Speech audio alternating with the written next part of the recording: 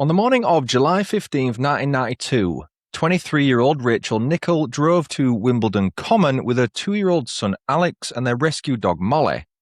It was a place Rachel knew well, somewhere she could take her little boy and the dog for a walk and enjoy a bit of fresh air. But somewhere among the trees and secluded paths, a man was watching them. Rachel was attacked in broad daylight, and within minutes, her life had been taken in full view of her young son, who was left alone beside her body. The murder triggered one of the biggest manhunts Britain had ever seen, but as detectives came under increasing pressure to catch Rachel's killer, the investigation took a devastating turn. A local man named Colin Stagg became their prime suspect, despite the lack of any physical evidence linking him to the crime. And while police became increasingly convinced they'd found their man, the real killer was still out there, stalking women and carrying out increasingly violent attacks. In this episode of British Murders with Stuart Blues, we're looking at the murders of Rachel Nickell, Samantha Bissett and Jasmine Bissett, and the devastating police failures that allowed their killer to remain free. It's a case of missed warnings, tunnel vision, and one of Britain's most notorious miscarriages of justice. At the centre of it all was a question that took more than 16 years to answer. Who really killed Rachel Nickell? Before we begin, please take a second to follow the show on your podcast player of choice. It's a free and simple way to support the podcast, and it helps it reach a wider audience. Ratings and reviews are always hugely appreciated. And for ad-free episodes, as well as early access and a range of exclusive content, you can support the show by joining my community at patreon.com/British Murders. We're going to start the episode this week by talking about the perpetrator, purely because from a chronological standpoint, it makes the most sense from a storytelling perspective. Said perpetrator was born Robert Clive Napper on February 25, 1966. And he was welcomed to the world at a maternity hospital in Erith, which is in southeast London. He was the eldest of 4 children, with 2 younger brothers and a sister. And on the surface, there was nothing particularly unusual about the family. His dad, Brian Napper, worked as a driving instructor, while his mum Pauline looked after the kids. But behind the front door of the Napper family home, where outsiders rarely ventured, things were very different. The dark truth was that the Nappers was a turbulent, chaotic, and deeply unhappy household, with serious domestic abuse taking place on a regular basis. Brian was repeatedly violent towards Pauline, and his children grew up witnessing a level of violence and instability that no kid should have to experience. Napper spent much of that childhood around Abbey Wood and Plumstead, both of which are areas of southeast London that are surrounded by parks, footpaths and stretches of open land. One particular network of green spaces would become especially important later on, but for now let's stick with Napper's childhood. His parents separated when he was around 9 years old. After that, he and his siblings spent periods in foster care, while the children also received long-term psychiatric help through the Maudsley Hospital in Camberwell, so named after its founder, Henry Maudsley, who was an eminent psychiatrist. It was when Napper was about 12, though, when something happened that his mum would later say changed him. During a camping trip, he was reportedly sexually assaulted by a male family friend. Pauline later described a major personality change in her son after the assault, with Napper becoming withdrawn and secretive. He also began spying on his sister and bullying his younger brothers. Now, obviously, it's important to say that being abused as a child does not automatically make someone become a violent criminal, nor does it justify the abhorrent crimes Napper would go on to commit. The vast majority of people who suffer abuse such as that don't go on to hurt anybody else. But in Napper's case, his childhood trauma became part of a much wider pattern of disturbing behaviour that developed as he got older. He was also unusually tall, according to many sources. He wasn't a giant by any stretch, but by the time he reached early adulthood, Napper stood at around 6'2". That's 5 inches taller than the UK male average of 5'9". And that seemingly insignificant detail would become incredibly important years later. He left school with very few qualifications and drifted between manual and low-paid jobs, working as a labourer, in a warehouse, and as a delivery driver. By his early 20s, he left the family home and was living on his own in a series of bedsits around Plumstead, and he was, by all accounts, a loner. He had very few friends, hardly any close relationships, and lived a largely isolated existence. But while there wasn't much going on in Napper's social life, inside his head, things were getting more and more disturbing. He developed an intense preoccupation with women, sexual violence, surveillance, and weapons. He kept notebooks, address books, and maps, and over time these became a concerning record of his activities. He became a voyeur, watching women and keeping records of the places where he'd watched them. He also kept records of where he'd approached them and in some cases even attacked them. In 1986, Napper received his first known conviction, but it was a relatively minor offence involving an air gun, and he received a small fine and a conditional discharge rather than going to prison.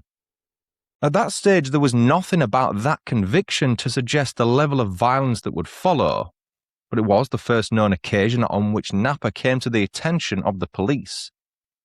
3 years later, things became considerably more serious. In August 1989, a 31-year-old woman was at home in a property backing on to Plumstead Common. Plumstead Common is a large area of open grassland, with avenues of trees and footpaths running through it. It's also part of the wider Green Chain. That's a network of more than 300 parks, woodlands, and open spaces stretching across southeast London. The Green Chain Walk had been established and waymarked in 1977, creating a route of roughly 52 miles through places including Thamesmead, Plumstead, Woolwich, Eltham, and Hither Green, eventually linking up with areas around Crystal Palace. It's the network of green spaces I alluded to at the start of this episode. It's a great resource for people living in southeast London, as you can walk for miles through these connected green spaces without necessarily feeling like you were anywhere near the city. And that was precisely what made parts of the Green Chain so useful to someone like Napper. There were secluded paths, wooded areas, railway cuttings, and stretches of land where you could literally disappear from view remarkably easily. Plumstead Common itself was a fairly ordinary community green space. There's a bowling green, hard-surface tennis courts, and it's home to Greenwich Rugby Football Club. But in August 1989, one woman experienced something horrific there. Napper had entered her home wearing a mask. He threatened the 31-year-old with a knife and then violently raped her inside her home. There were already several features of that attack that would appear again and again in Napper's later offending. He had selected his victim beforehand, approached through an area where he could remain concealed, and used a knife to control her through fear. He'd also been prepared to attack her even though she was in her own house. Then came one of the most frustrating moments in the entire story. A few months later, in around November 1989, Pauline Napper, his mum, contacted the police to tell them that her son had admitted to her that he'd raped a woman on Plumstead Common. The police already had an unsolved rape reported in that general location only a few months earlier, and now they had a mother apparently telling them that her son had confessed to carrying out such a rape there. You'd think somebody might have joined those two dots, but nobody did. The information was recorded as intelligence rather than being treated as a direct allegation that needed to be properly investigated. So there was no effective comparison between what Pauline had told the police and the details already held by detectives investigating the Plumstead Common rape. Napper wasn't interviewed or investigated, and the 1989 rape remained unsolved. Pauline eventually broke off contact with her son, but her warning sat in the police system while Napper continued living his life in southeast London. That failure to act would come back to haunt the Metropolitan Police years later, because the Plumstead Common rape wasn't an isolated incident. It was the beginning of a much bigger pattern. During the late 80s and early 90s, women across southeast London reported a frightening number of rapes, attempted rapes, indecent assaults, stalking incidents, and suspicious approaches, with many of them happening around the green chain. This offender would watch women before approaching them and tended to target young women and mothers, using knives or ligatures to overpower his victims before attacking them. When it was over, he'd disappear into the same network of paths and green spaces that he'd used to stalk them in the first place. He clearly knew the area well, like only a local could. Eventually, police linked 106 offences involving 86 women to the wider green chain investigation, but the attacks continued regardless. On March 10, 1992, a 17-year-old girl was walking along the green chain walk at Hither Green when she was followed by a man. It was Napa. He confronted the teenager, pulled a knife out and savagely attacked her, beating her up before attempting to rape her. But she bravely fought back and thankfully managed to survive the attack. Just 8 days later, on March 18th, another 17-year-old girl was stalked and attacked at knife point on the same network of paths by Napa. Again, he attempted to rape his victim, but once more, she escaped. By this point, the violence was escalating, as it so often does with serial offenders. On May 24th, 1992, Napa encountered a 22-year-old mum walking along the green chain with a 2-year-old daughter, who was in a pushchair, or stroller, if you like. At some point, the woman became aware that somebody was following her, and soon enough, Napa grabbed her from behind and put a ligature around her neck. He dragged her to the ground and violently raped her right next to her toddler. Napa was becoming more confident and violent, having already attacked multiple women and repeatedly gotten away with it. Each time he escaped without getting caught, he was given another reason to believe he could just do it again.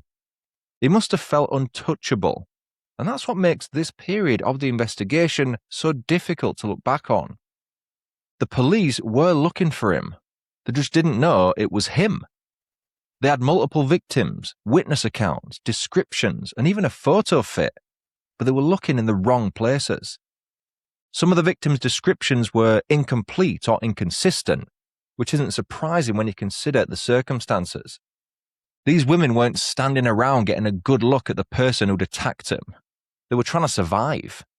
But investigators and profilers placed a significant amount of weight on one particular detail: the offender's height. He was estimated to be around 5'7", but as we know, Napa was a towering 6'2", and because of that difference, he was eventually removed from consideration as a suspect. It was a mistake that would have enormous consequences. Napa remained a free man as a result, and while police continued searching for the so-called green chain rapist, he continued watching women and keeping detailed notes on his maps. One particular A to Z street map showed several areas of southeast London which he'd marked out. Years later, investigators would believe those markings related to places where Napa had watched, approached, or attacked women, perhaps all three. There was also another marking that would prove particularly interesting. It was around Richmond Park, which was less than 2 miles from Wimbledon Common, and prosecutors will later argue that Napa had started moving further away from his usual hunting ground. Perhaps he'd realised that attacking women repeatedly in the same part of southeast London increased the chances of somebody recognising him. Whatever the reason, his movements were taking him away from the green chain and towards Wimbledon Common. That change of location would bring him into the lives of 4 people who had absolutely no idea who Napa was. They were Rachel Nickell and her little boy Alex, as well as Samantha Bissett and her daughter Jasmine. We'll start by discussing Rachel Jane Nickell, who was born on November 23, 1968, and grew up in the Essex village of Great Totham. Her parents were Andrew Nickell, a former army officer, and Monica Nickell. And as far as I can tell, Rachel had a happy and active childhood. She attended Colchester High School for Girls and became involved with the Essex Dance Theatre. Friends and family remembered her as warm, energetic, and caring. And the more you read about Rachel, the clearer it becomes that she was the sort of person who seemed to dedicate a lot of time to people other than herself. She studied English literature and history and worked various jobs along the way, including as a lifeguard and part-time model. She also volunteered with older people as well as children with disabilities. So there was clearly this caring, selfless side to her personality. And in 1988, while working as a lifeguard at Richmond swimming baths, she met Andre Hanscom. Andre was a semi-professional tennis player who later worked as a motorcycle courier to help support the family. Their son Alexander, better known as Alex, was born in 1989. Rachel then left university and concentrated mainly on bringing up her little boy. And by 1992, she, Andre and Alex were living in Balham in southwest London, along with their rescue dog Molly. One of Rachel's favourite places to take Molly and Alex was the aforementioned Wimbledon Common. The Wimbledon and Putney Commons cover around 1,140 acres. So when you're walking through there, you're not exactly wandering around a little village park. It's a huge mixture of woodland, scrub, heathland and open grassland, with playing fields, a golf course and 9 ponds. It's also designated as both a site of special scientific interest and a special area of conservation because of the variety of wildlife and habitats present there. And because the commons are unfenced, they're open to the public around the clock all year round. Basically, it's a popular, open and well-used part of London where people tend to walk the dogs, take the kids out, exercise and just get a bit of fresh air. Rachel was 23 years old in July 1992, and little Alex was 2 going on 3, with his 3rd birthday only a few weeks away. On the morning of Wednesday, July 15th, Rachel did what she'd done many times before. She got in the car with Alex and Molly and drove to Wimbledon Common for a walk. She had absolutely no reason to think that morning would be any different from the countless other walks she'd taken there. Investigators later believe Napper had gone out that morning looking for a woman to attack. At some point, he spotted Rachel and Alex walking along a relatively secluded path and approached them from behind, before forcing Rachel away from the main route and into an overgrown area. What happened next is hard to put into words, let alone listen to, and I want to be as tactful as possible. In broad daylight, Rachel was raped and stabbed repeatedly by Napper in full view of her toddler son, Alex. She suffered 49 stab wounds in total to her neck and torso, but I'm not going to dwell on the graphic details of those injuries. The important thing was that this simply wasn't an assault that went horribly wrong. Napper subjected a young woman to a brutal attack and took her life in the process, all in full view of her son. Alex tried his best to get to his mum during the attack, but being just 2 years old, he couldn't possibly have understood the full extent of what was happening. Even so, he knew something was wrong, and he wanted his mum to be safe. Marks were found on Alex's face and body after the attack, which would lead the judge, when Napper was finally convicted in 2008, to conclude that he had dragged the toddler face down across the ground to stop him getting to his mum. After the attack, Napper fled, leaving Rachel for dead on the common with Alex beside her body. The little boy hadn't been stabbed, but he'd witnessed his mother's rape and murder from incredibly close range. A passerby eventually found the mother and son, and one of those details from that morning has stayed with me because it shows just how young and innocent Alex was. He was trying to wake his mum up when the passerby stumbled across them, and he'd reportedly placed a small piece of paper on her forehead, almost as though he was putting a sort of makeshift plaster on her. He didn't understand that she wasn't going to wake up.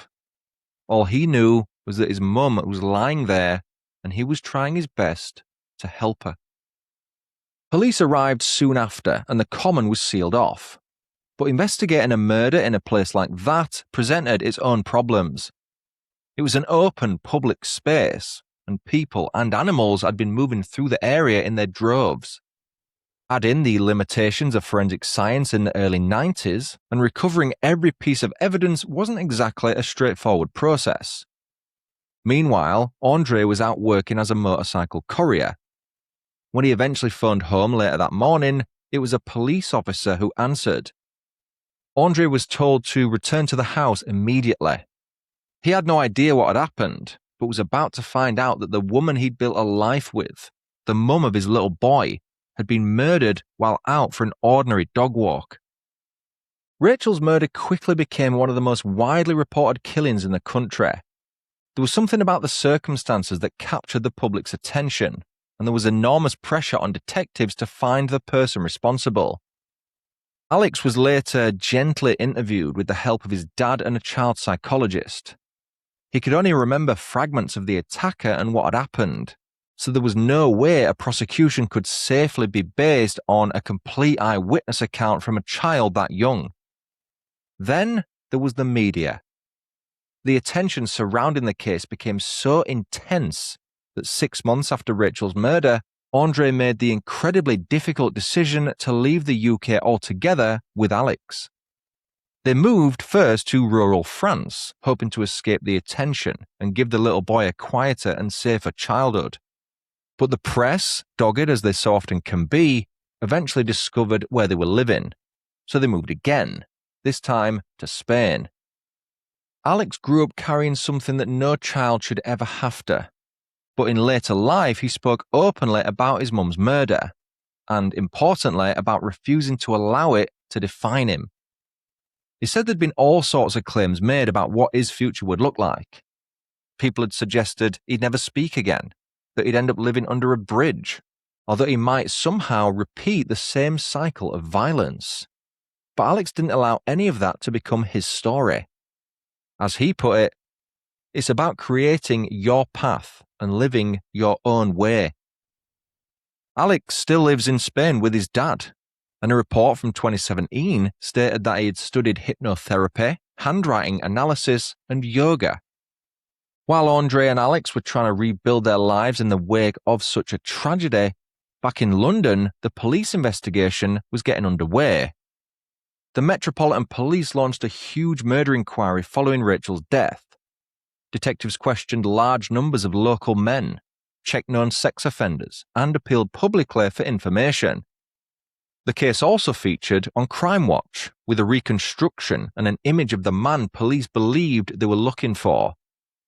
It led to a flood of calls, with several viewers contacting the program and suggesting that the man in the reconstruction looked like someone called Colin Stagg. Colin, who was out of work at the time, was a local man who regularly walked his dog on Wimbledon Common, just like Rachel did with Molly. He lived relatively close to where she'd been murdered, and like Napa, he was considered something of a loner. Therefore, the police began looking closely at him. They searched his home and found material involving violent fantasy and the occult. So to detectives already looking at Colin as a potential suspect, that material appeared suspicious. But there was a huge problem. None of it proved he'd killed Rachel.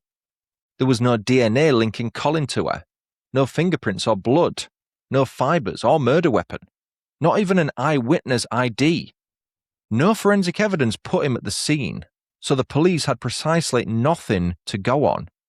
Yet despite that, the investigation increasingly focused on him and him alone.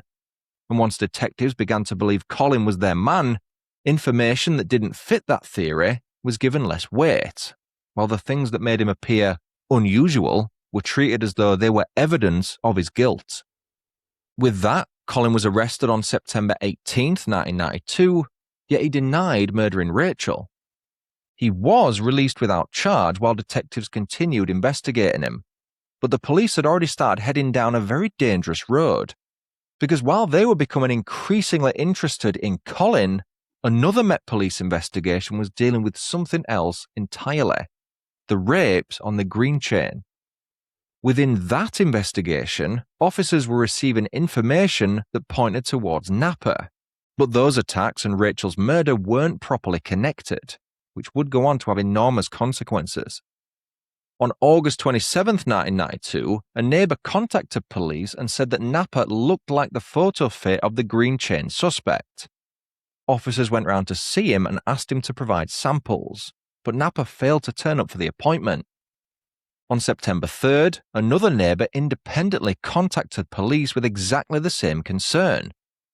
Officers visited him again and asked him to attend to provide a blood sample, but once more he didn't turn up. Now, you'd think two independent neighbours identifying the same guy, followed by him failing to attend two appointments to provide samples, might have set some alarm bells ringing, but it didn't, and the lead was allowed to drift.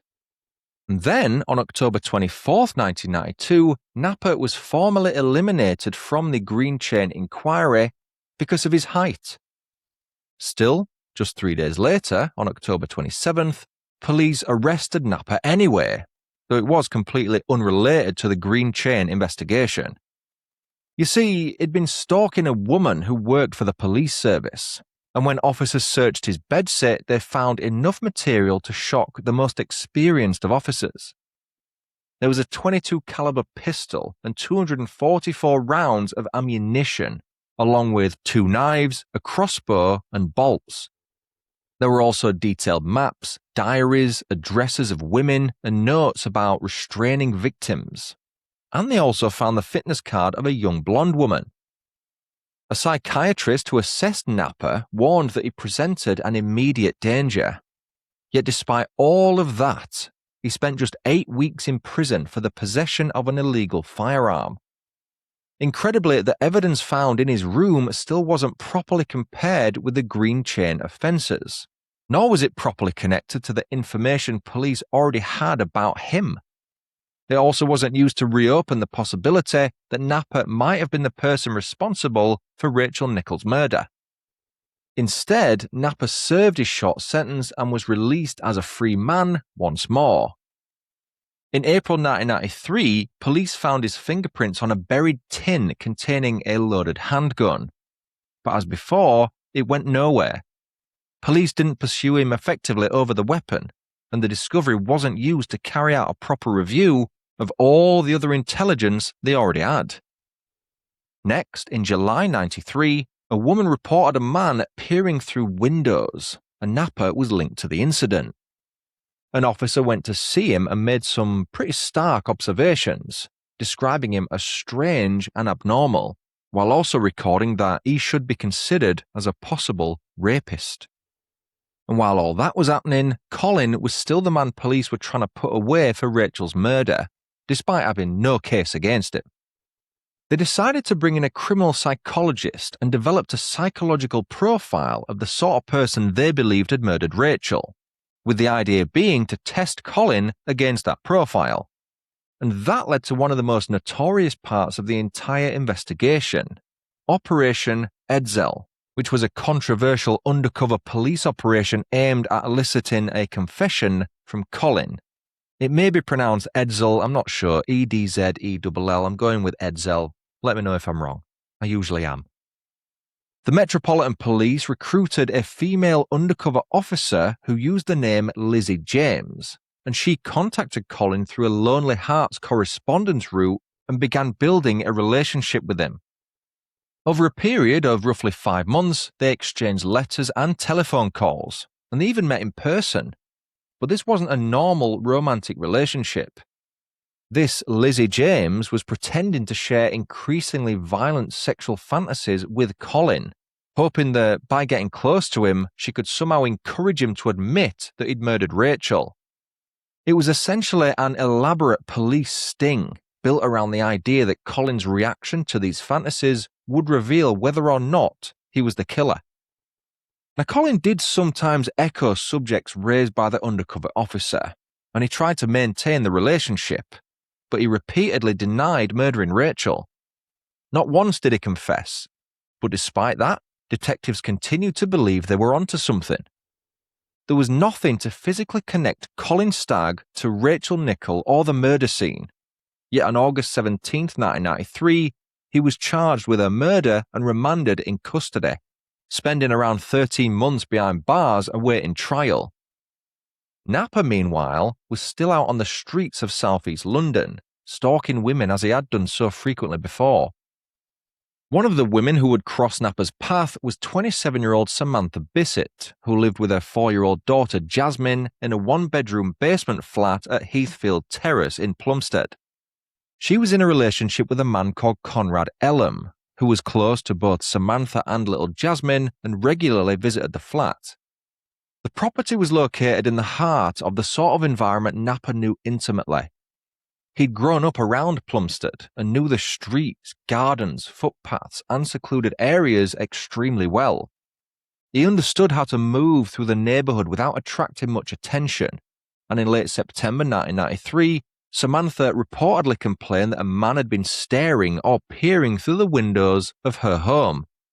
Investigators would later believe that man was Napper. He'd been watching Samantha, Conrad, and the flat, seemingly selecting his next victim in advance just as he'd done before. On the evening of November 3rd that year, Napper returned to Samantha's flat carrying a knife. He attacked her in the hallway of the property, stabbing her 50+ times in the process, before dragging her through the living room and raping her. The violence continued after her death as Napper mutilated Samantha's body, but she wasn't his only victim that night. Napper next went into the bedroom where 4-year-old Jasmine was sleeping and sexually assaulted the little girl before suffocating her to death. The following morning, Conrad arrived at the property, opening the door to discover what had happened.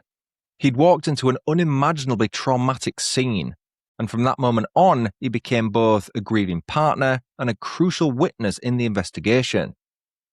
Police launched a huge investigation into the murders, and initially detectives considered whether Samantha might have been targeted by someone she knew.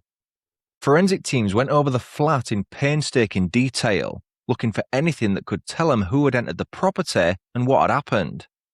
Eventually, they found something. The killer had left fingerprints. On May 17, 1994, police arrested him.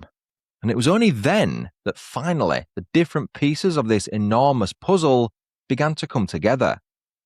Further forensic work and a search of Napper's bedsit connected him to the Bissett murders and also provided evidence linking him to the wider series of green chain rapes.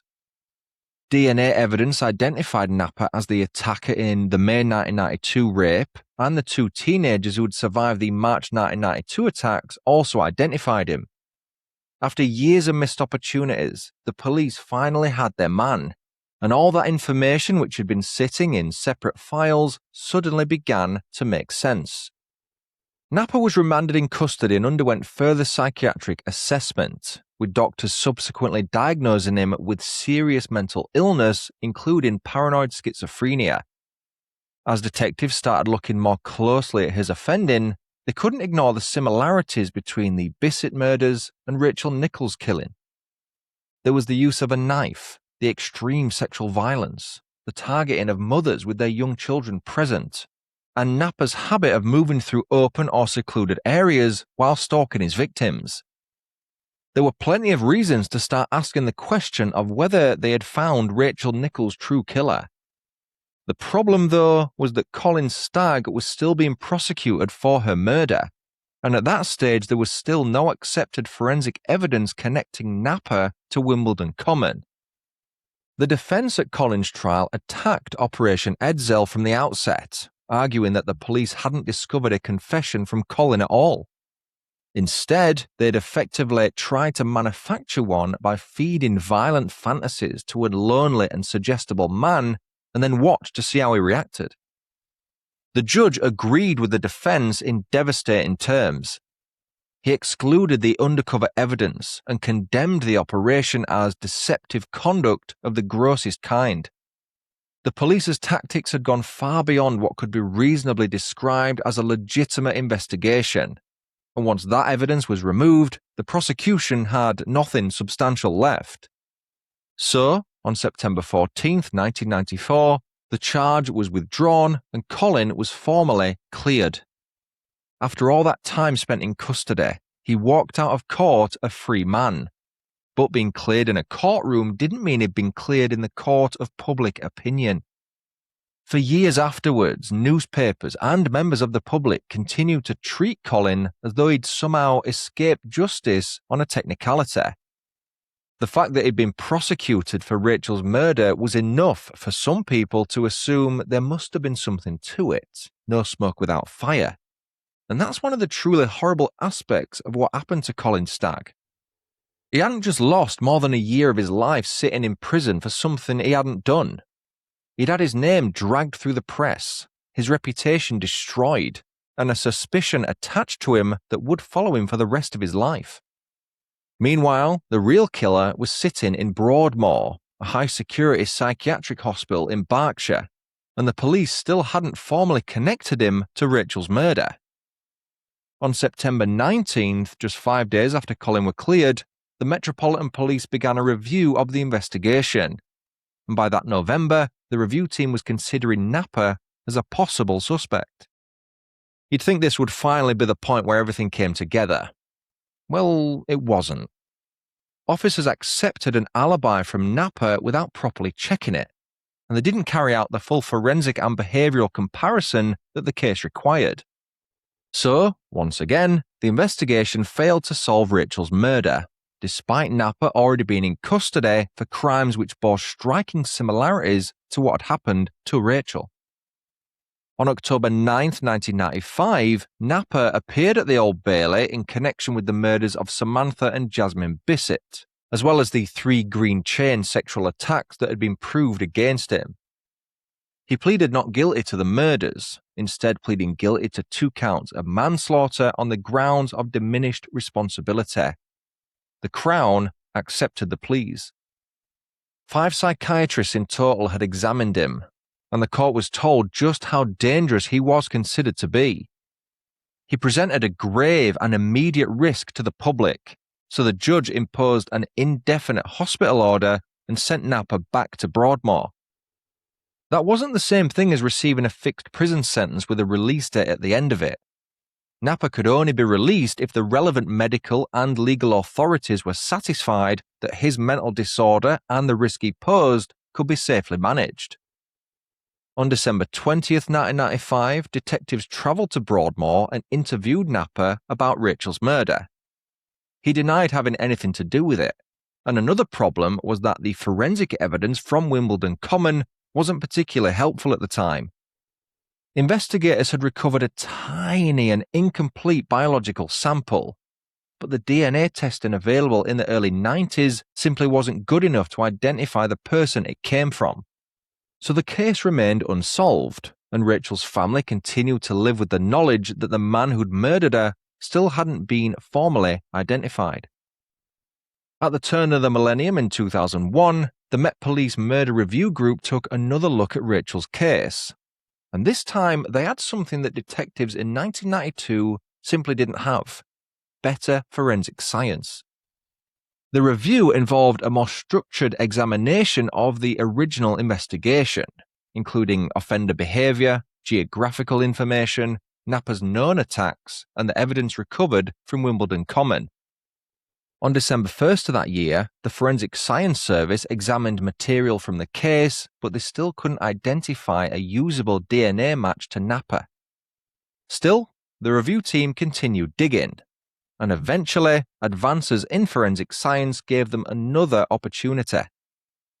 In July 2004, a private forensic company used more sensitive testing techniques on a tiny sample recovered from adhesive tape, which was used during the original examination of Rachel's body. The new testing produced a partial male DNA profile that was consistent with Napa, which meant that, for the first time, there was a scientific link between Napa and Rachel. It wasn't a huge sample, and not the sort of overwhelming piece of DNA evidence you'd see in a modern murder investigation. But after more than a decade, investigators finally had something they could work with. Investigators also went back to the alibi that had helped exclude Napa years earlier, and that supposed alibi was nowhere near as solid as it had initially appeared. The case was starting to come together, and in June 2006, detectives travelled to Broadmoor to interview Napa again. Once more, he denied killing Rachel, but the police and prosecutors weren't prepared to let the case disappear this time. They spent further years assessing the forensic evidence, the psychiatric issues, and whether they had enough to meet the standard required to bring a murder charge. Then, after 15 years, they did. On November 28, 2007, the Crown Prosecution Service authorised a charge of murder against Robert Napper for the death of Rachel Nickell. On December 4th, he appeared in court by video link from Broadmoor and was formally sent for trial at the Old Bailey. On January 24, 2008, Napper pleaded not guilty to murder, but there was another issue the court had to consider: his mental state. Psychiatrists continued assessing Napper's condition at the time he'd attacked Rachel, and the prosecution ultimately accepted that his paranoid schizophrenia and other serious mental health problems had substantially affected his responsibility for what he'd done. Two psychiatrists agreed that he also had features of Asperger's syndrome. Now, that didn't mean Napper didn't know he'd been committing acts of violence, nor did it mean he somehow didn't understand that stabbing a woman was wrong. But his mental state was relevant to the partial defense of diminished responsibility. On December 18, 2008, Napper appeared at the Old Bailey again, and this time pleaded guilty to manslaughter on the grounds of diminished responsibility, not murder. The prosecution accepted the plea, and after more than 16 years, Napper had finally admitted that he'd killed Rachel. The judge ordered him to remain at Broadmoor indefinitely, telling him that he was a very dangerous man who presented a very high risk of sexual homicide. A psychiatrist at Broadmoor told the court that Napper continued to require treatment in a high-security hospital and would pose a high risk of further sexual offending without that treatment. Even the defense accepted that it was highly unlikely Napper would ever be released. In August 2008, a few months before Napper formally admitted killing Rachel, the Home Office awarded Colin Stagg £706,000 in compensation for the damage caused by his wrongful prosecution and imprisonment. That's roughly $1.1 million in today's money. But no amount could give him those 30 months of his life back. It also couldn't undo the years of suspicion that followed.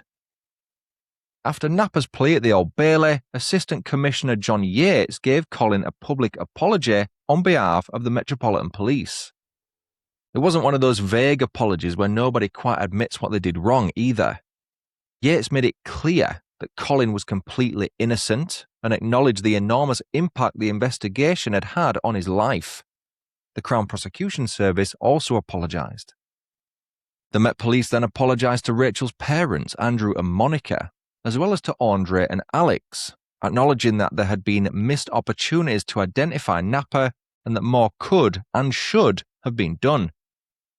And the really painful part was the obvious question of what might have happened if those opportunities had been taken. Perhaps Rachel, Samantha and Jasmine would still have been alive, and perhaps dozens of other women would never have been attacked. We'll never know for certain, but that's precisely what made the police failure so difficult to accept, and they were eventually examined in considerable detail. On November 16, 2009, Andre made a formal complaint about the way Napper had been handled by police before and after Rachel's murder. The Independent Police Complaints Commission, or IPCC, examined decisions made across several investigations, including the Plumstead rape, the Green Chain inquiry, and the original investigation into Rachel's murder. Its findings were published on June 3, 2010, and the report painted a grim picture. It identified what amounted to a catalogue of errors, missed opportunities, and failures to properly share or evaluate intelligence. The IPCC also criticised the decision to eliminate Napper from the Green Chain inquiry purely because of his height. There were no disciplinary proceedings against serving officers because the relevant officers had all retired, while one important senior investigator had died. The age of the events also created practical and legal difficulties when it came to taking individual action. But the case became much bigger than simply asking who had made a particular mistake on a particular day. It became a major example of what can happen when police intelligence isn't properly shared, when investigators become too attached to a particular suspect, and when offender profiling starts to influence an investigation more than the actual evidence. It's also an example of why cold case investigations can be so important, because sometimes the biggest thing standing in the way of solving a case isn't a lack of evidence. It's the assumptions that were made about that evidence years earlier. There's also a question that nobody can answer with complete certainty. How many women did Napa actually attack? Napa only admitted crimes where investigators had strong forensic or identification evidence, and never gave the police a complete account of his offending. After his 2008 plea, detectives planned to question him about other unsolved attacks and murders that appeared to share similarities with his established crimes.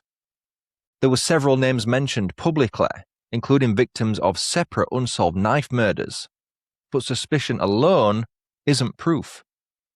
Napa was never charged with any further killings, so we can't sit here and confidently say he was responsible for any.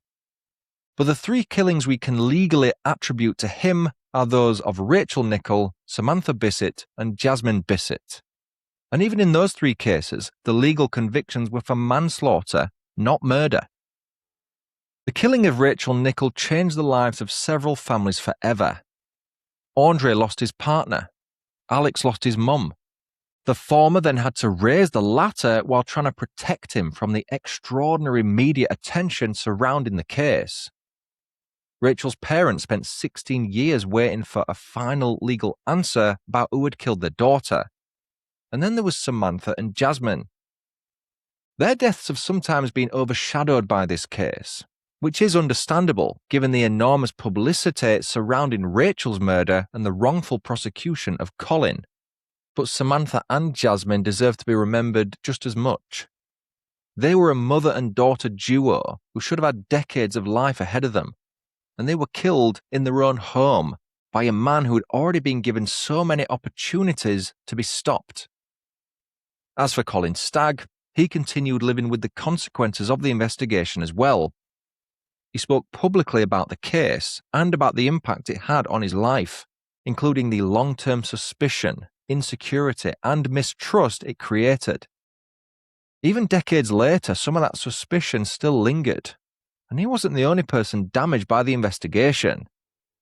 The undercover officer, known as Lizzie James, also suffered long-term psychological harm as a result of Operation Edzell, and eventually reached a compensation settlement with the Met Police after she developed symptoms of post-traumatic stress disorder. As of 2026, Napa remains detained at Broadmoor. And if you want to learn more about this case, I highly recommend you give The Murder of Rachel Nickell a watch. It's a documentary which was released on Netflix in June this year and features interviews with both Alex and Andre. You've also got The Witness, which was also released on Netflix on the same day as the documentary. That's a 3-part drama miniseries which focuses on Rachel's murder. Thanks so much for listening to British Murders with Stuart Blues. I want to give a quick shout out now to my newest Patreon members, Astrid Butler, Ethan Scanlon, Ruth Sanderson, and James Meehan. Thanks so much for joining my community. If you want to access ad-free episodes, early releases, and exclusive content, you can visit patreon.com/British Murders, or you can simply support the show by following British Murders on your podcast player of choice. It helps more than you might realise. And as always, ratings and reviews are hugely appreciated. That's it for now. Until next time, cheerio.